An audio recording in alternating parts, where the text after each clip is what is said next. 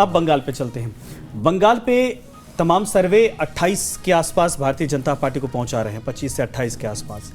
ये क्या मिरेकल है? दीदी का गढ़, दीदी का किला, दीदी जिसको लेकर जूझ जाती हैं, बीजेपी वहां पर जबरदस्त तरीके से घुसती चली जा रही। कैसे? बीजेपी का पिछले 2 इलेक्शन में भी बीजेपी ने तब पश्चिम बंगाल में बहुत अच्छा विधानसभा में भी अच्छा किया। हाँ, विधानसभा में अच्छा किया। देखिए वहां इस समय जो स्थिति बनी बंगाल में, अगर आमने सामने की फाइट होती तो वहां 3 कॉर्नर फाइट हो गई। ममता बनर्जी ने इंडिया गठबंधन दोनों लोग बारी-बारी से बात दे सकते हैं। हाँ, इंडिया गठबंधन में वो रही भी, एक तरीके से उनकी मीटिंग्स में भी आती रही, कई बार नहीं आती रही, लेकिन चुनाव के दौरान जो है एक दूसरे के खिलाफ लड़ाई। जहां तक कि अधीर रंजन चौधरी जो कि पिछले 5 साल तक कांग्रेस की तरफ से लीडर ऑफ लोकसभा, उनके खिलाफ उन्होंने इतने मजबूत कैंडिडेट दे दिया, यूसुफ पठान को दे दिया। यूसुफ पठान, और इवन ममता के खिलाफ भी लगातार वो बोलते रहे। वो उनकी वहां की स्टेट पॉलिटिक्स बीजेपी के लिए वहां जमीन बनना इसलिए ज्यादा आसान था क्योंकि जब ये किला ढहा वहां पर सीपीएम का, वामपंथ का वहां किला ढहा, उसके बाद बीजेपी के लिए एक बड़ी जमीन थी वहां, वैक्यूम था पूरा, बहुत बड़ा वैक्यूम था। उसको भरने के लिए जो है बीजेपी ने, क्योंकि वहां मुस्लिम आबादी भी बहुत ज्यादा है, तो उसके बाद उनके पास एक बड़ा मुद्दा था कि बांग्लादेशी घुसपैठ का एक मुद्दा था। फिर उससे पहले के जो मुद्दे जिनको लेकर के टीएमसी आई थी, नंदीग्राम और सिंगूर जैसे मुद्दे, ऐसे ही कई मुद्दों पर जब इनका स्टैंड सरकार के पक्ष में आया कि सरकार रहते हुए इन पर उन्होंने क्या स्टैंड लिया, तो वहां एक जमीन बीजेपी के लिए बनी। और बीजेपी के अंदर बीजेपी के अपने शुरुआती नेता जो थे दिलीप घोष और जो है दूसरे नेता, उसके बाद पार्टी छोड़ने वाले जो सीपीएम के काडर था वो पूरा का पूरा बीजेपी में शिफ्ट हो गया। उसके बाद जो है टीएमसी के कई नेता बीजेपी में शिफ्ट हुए, तो वहां पर सत्ता के 2 ही केंद्र बचे। कांग्रेस वहां खत्म बराबर थी, बची सीपीएम, वहां पूरी तरह से जो है खत्म के, तो वहां बीजेपी के लिए जमीन थी, बीजेपी ने वहां मेहनत की और उस मेहनत का फल उन्हें लगातार पिछले 2-3 चुनाव में देखने को मिला है। ये संदेश खाली वाला मामला भारतीय जनता पार्टी के लिए हिटिंग पॉइंट था। क्या इसका असर वाकई में इस चुनाव में दिखा? जी, क्योंकि बीजेपी कॉन्फिडेंट थी कि हम 30 सीटों के आसपास जा रहे हैं। हाँ बिल्कुल, और देखिए बीजेपी की जो ताकत है, हाँ, कोई भी मामला, संदेश खाली का मामला तो काफी बड़ा मामला था, इस तरीके के मामले होते हैं तो बीजेपी की जो ताकत है वो है लोगों तक अपने मैसेज को पहुंचाना। कम्युनिकेशन। बीजेपी आज की डेट में दुनिया की सबसे बड़ी पार्टी है, कार्यकर्ता के हिसाब से देखा जाए, रिसोर्सेज के हिसाब से देखा जाए तो भी मुझे लगता है कि दुनिया की कोई पॉलिटिकल पार्टी इतने ज़्यादा रिसोर्सेज नहीं होंगे जितने बीजेपी के पास है। तो ऐसे में बीजेपी की जो मैकेनिज्म है उसके पास जो एक तरीके से कहें कि जो उसका सिस्टम है अपने मैसेज को आम लोगों तक पहुँचाना। तो संदेश खाली के मसले को, ऐसे कई मसले और कई बार कई जगह ऐसी घटनाएं रही होंगी, लेकिन अपोजिशन जो बीजेपी रूल्ड स्टेट होंगे शायद वहाँ अपोजिशन पार्टीज उस इशू को लोगों तक नहीं पहुंचा सके होंगे, लेकिन संदेश खाली के मसले को ना सिर्फ पूरे देश के लोगों के सामने बीजेपी ने बड़े अच्छे तरीके से रखा और प्रेजेंट किया, बल्कि वेस्ट बंगाल में भी मुझे लगता है कि उस मसले को उन्होंने उठाया पूरी ताकत के साथ। और लगातार 5 साल से, कहें 10 साल से स्टेट के जो वोटर्स हैं, स्टेट की जो आवाम है, उनको अगर कोई सरकार से लड़ते हुए नजर आ रहा तो वो बीजेपी लड़ते हुए नजर आ रही है। ये पिछले आप देखेंगे जब से टीएमसी की वहां सरकार आई, उसके बाद बीजेपी ने जैसे ही वहां अपनी जमीन तैयार करने की कोशिश की, तो सरकार की कोई भी नीति हो उसके खिलाफ जो है वहां पर बीजेपी का वर्कर जो है सड़क पर उतरा। बिल्कुल। और हमेशा वहां से जो संघर्ष की खबरें आई उनमें किसी जमाने में हम देखते थे कि सीपीएम और कांग्रेस कार्यकर्ताओं में भिड़ंत हो रही है, फिर उसके बाद वो टीएमसी कार्यकर्ताओं में भिड़ंत होती दिखाई देने लगी। अब वही दरअसल अखबार में जब खबरें आती थी उनमें भिड़ंत दरअसल पूरी पश्चिम बंगाल की जो राजनीति है उसके अंदर हिंसा एक बहुत बड़ा जो है वो राजनीति कही जाती है, रक्त रंजित राजनीति वहां कही जाती है। तो वहां पर क्या है कि जब पहले वामपंथी और कांग्रेस में जो है हिंसा की खबरें आती थी, बाद में जो है ये रूप ले लिया टीएमसी और वामपंथियों में, बाद में ये भाजपा और टीएमसी में आ गया। आप देखेंगे छोटे से छोटे मुद्दे पर वहां पर केंद्र में जब से बीजेपी की सरकार बनी है वहां रस्साकशी सीएम और गवर्नर के बीच में रही। उसके बाद जो है वहां काडर जो उनका है वो आपस में भिड़ता रहा। जब पिछले चुनाव के नतीजे आए उसके बाद एक अचंभित कर देने वाले जब वहां से रिजल्ट आए 18 सीटों के, तो बीजेपी ने सबसे पहले उन परिवारों को बुलाया शपथ ग्रहण में जो वहां उस हिंसा में मारे गए थे। जो ये एक संदेश अपने काडर को पार्टी देती है कि हम आपके साथ खड़े हैं, और उसको उस मैसेज को देने में किसी भी राजनीतिक पार्टी और कोई भी जो कार्यकर्ता है, काडर बेस्ड जो पार्टी है, उसके अंदर एक बहुत बड़ा फैक्टर होता है। और उसके बाद जो भी वहां से मुद्दे आए उन मुद्दों को केंद्र से लेकर के राज्य के सर्वोच्च जो है पद तक, यानी गवर्नर पद तक, और सड़क से लेकर के पार्लियामेंट तक उसको उठाने में बीजेपी के सांसद, बीजेपी के एमएलए, बीजेपी के प्रदेश अध्यक्ष, वहां का एक एक कार्यकर्ता उसके लिए लड़ता रहा। संदेश खाली के मुद्दे पर भी उन्होंने संसद से लेकर के वहां जो हर एक प्लेटफॉर्म पर वो मुद्दा उठा और वो देश का मुद्दा बन गया, देश का मुद्दा बन गया, इतना बड़ा था। अच्छा, अब आते हैं बंगाल से हटते हैं, बिहार और झारखंड। बिहार का भी नंबर नीतीश कुमार का साथ में आना एनडीए के लिए फायदेमंद है। हालांकि पिछली बार 40 में से 39 थे, इस बार 36 का आंकड़ा, 2-3 सीटों का अंतर है।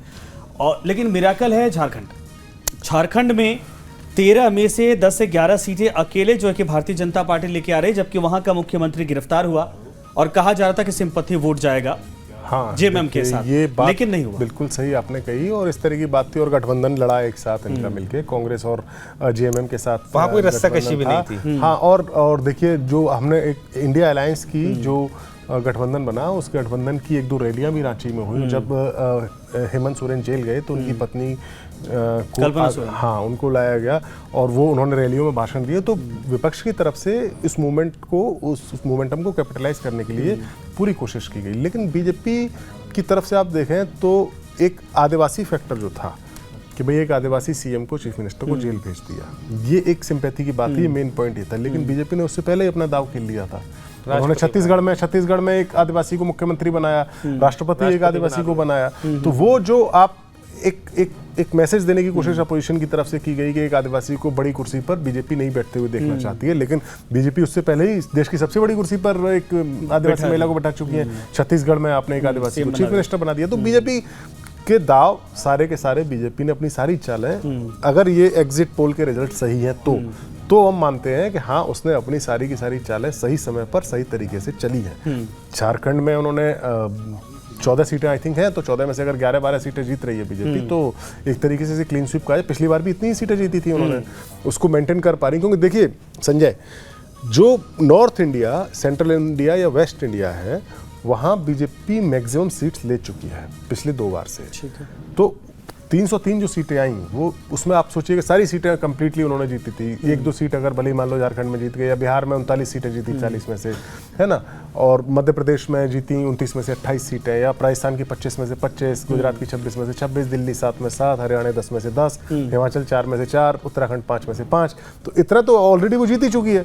तो अब उसको ये डर था बीजेपी को कि शायद यहाँ सीटें कम होंगी। जो स्टेट उनके हाथ से गए थे, उनको लेकर के वो थोड़ी सी उनके लिए डर था। ऐसा माना जा रहा था कि ऐसा होगा, लेकिन जिस हिसाब से उन्होंने चीजों को, पूरे मैकेनिज्म को फिट किया, उस हिसाब से जो है कहीं कोई नुकसान होता दिख बहुत बड़ा डेंट किसी राज्य में नहीं, किसी भी राज्य में नहीं। जो एग्जिट पोल बता रहे हैं, राजस्थान को भी कहा जाए 1-2 सीटों का अंतर ही सिर्फ दिख रहा है कि 2 सीटें हाथ से कयास लगाए जा रहे थे। दरअसल राजस्थान के अंदर क्या है कि कई प्रत्याशी जो थे वो नाराज दिखे, बागी हो गए। कुछ जो है, जो गठबंधन के साथी थे, हनुमान बेनीवाल जैसे, जो पिछली बार साथ थे, वो बीच में अलग हुए। अब वो किसी और के साथ खड़े हो रहे हैं, इस बार इंडिया के साथ। और जो है कुछ पार्टी, कुछ नेता ऐसे हैं जो खुद टिकट मांग रहे थे, जैसे रविंद्र भाटी, और वो उनको टिकट नहीं मिला, वो खुद खड़े हो गए। तो कई और 2 सीटें वहां पर माइनस है, यही तो नहीं है, नागौर और बीकानेर। बीकानेर भी हो सकती है, वो चूरू भी हो सकती है, क्योंकि एक और फैक्टर इसमें राजपूतों की नाराजगी का भी देखने को मिला था। गुजरात में भी जो रैलियां हुई, या वेस्टर्न यूपी में भी हुई, लेकिन राजस्थान के जो राजपूत हो, उससे मेरी बात हुई, क्योंकि मैं खुद उस जगह से आता हूँ, तो वहां पर एक खासी नाराजगी उनके बीच में थी। तो शायद, लेकिन क्योंकि राजपूत राजस्थान में अलग अलग क्षेत्रों में बटा हुआ है, कोई ऐसी एक मुश्त आबादी में नहीं है जो किसी सीट को प्रभावित कर पाए। तो उनकी पंचायतें तो बहुत हुई और उन्होंने विरोध भी बहुत जताया कई बातों को लेकर के।